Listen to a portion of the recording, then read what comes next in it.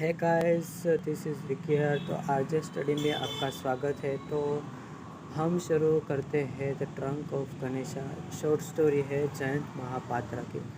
तो उससे पहले हम लेखक के बारे में कुछ जान लेते हैं।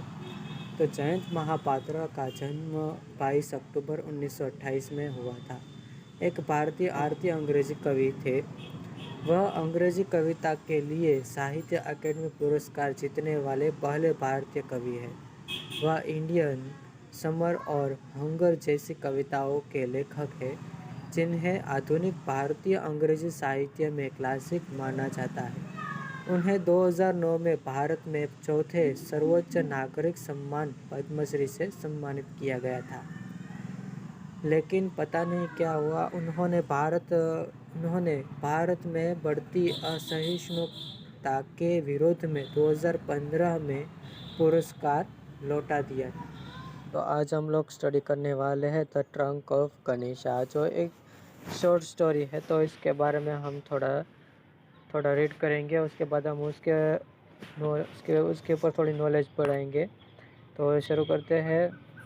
Let's start. गणेश की सूंड एक भारतीय लेखक जयंत महापात्रा की एक छोटी कहानी है। यह एक मूर्ति निर्माता की कहानी है जो गणेश की मूर्ति को पूरा करने में खुद को परेशानी में पाता है, क्योंकि अजीब ट्रंक पर बार बार टूट रहा। यहाँ पर ट्रंक मीन्स कि वह गणेश जी की सूंड है, वह बार बार टूट रही है। अंत में रहस्य सुलझता है। तो स्टोरी स्टार्ट करते हैं हम लोग। गोविंदा एक कुशल मूर्ति निर्माता है। यह हुनर उसने अपने पिता से सीखा था, वह अपनी पत्नी सुलोचना और 3 पुत्रों के साथ रह रहा था। उनके 2 बेटों को मूर्ति बनाने में कोई दिलचस्पी नहीं थी, लेकिन उसका छोटा बेटा रंजू अपने पिता से यह हुनर सीख रहा था। गोविंदा इससे खुश थे। गोविंदा अपनी घाटी में सबसे अच्छे मूर्ति निर्माता थे और इसलिए सुलोचना को अपने पति पर गर्व था। लेकिन अब एक अजीब सी बात होने लगी थी। गोविंदा भगवान गणेश की मूर्ति पर काम कर रहे थे, लेकिन इसे पूरा नहीं कर पाए, क्योंकि किसी न किसी कारण से इसकी सूंड हर बार टूट जाती थी। वह इसे दिन में ख़त्म कर देता है, लेकिन जब रात गुजरती है तो सुबह वे ट्रंक को टूटा हुआ पाते हैं। यानी कि वह मूर्ति को, जो गणेश जी की मूर्ति है, उसकी सूंड टूटी हुई पाते हैं। वे पता नहीं लगा सके क्यों। गोविंदा संभावित कारणों के बारे में सोचने लगते हैं। वह अपने मन में अजीब तरीके से विचारों को प्रकट करता है।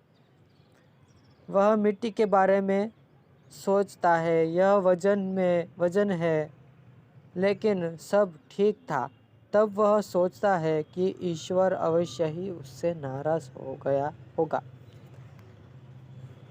देख लीजिए, यहाँ पर तो ईश्वर भी नाराज हो गए। अभी क्या करे यार। वह मूर्तियों को आकर्षक बना रहा है। उसने देवी देवताओं की आकृति पतली करनी शुरू कर दी थी। उसने सोचा कि इस वजह से शायद भगवान उससे नाराज है। वह कीमत के बारे में भी सोचता है। वह अपनी मूर्तियों के लिए अधिक कीमत ले रहा होगा, इस वजह से भगवान उससे नाराज है, यहाँ पर उस पर क्रोधित है। और एक दिन वह इस रहस्य के पीछे की सच्चाई का पता लगाने की ठान लेता है। उन्होंने और उनके बेटे ने खुद को उस कमरे के कोने में छिपाने का फैसला किया जहां गणेश की मूर्ति है। मूर्ति खत्म करने के बाद वे छिप गए। वे काफ़ी देर तक इंतज़ार करते रहे, लेकिन कुछ नहीं हुआ। अब रात भी हो गई थी, तो रंजू को नींद आ रही थी, तो वो सो जाती है। यहाँ पर सो जाती है, हमें पता नहीं चलता ये बेटा है कि बेटे, क्योंकि इसमें 3 बेटे बोले गए हैं। लेकिन यहाँ पर जो हमें दिखाई दे रहा है कि यहाँ पर सो जाती है, मतलब वो लड़की होगी शायद रंजू। अचानक गोविंदा को खिड़की में एक अंधेरा साया दिखाई देता है। यह चलता है और गणेश की सूंड पर कूदता है। यह देख मन को ठंडक मिलती है, क्योंकि गणेश जी की सूंड कोई और नहीं, यह बिल्ली तोड़ देती थी। क्यों? बिल्ली थी जो रात में गणेश की सूंड पर फिसल जाती थी और उसे तोड़ देती थी। गोविंदा को बड़ी राहत महसूस हुई। वह बिल्ली गणेश जी की मूर्ति पर जी के बगल में जो खाना पड़ा रहता है वह खाने के लिए वह आती थी। और बिल्ली जब खिड़की से गणेश जी की सूंड पर जंप लगाती तो मिट्टी गीली होती है, इस वजह से गणेश जी की मूर्ति की जो सूंड है वह टूट जाती है। उस वजह से यह कारनामा होता है। यह हमें सोचना चाहिए ये लॉजिक है या फिर कोई मैजिक।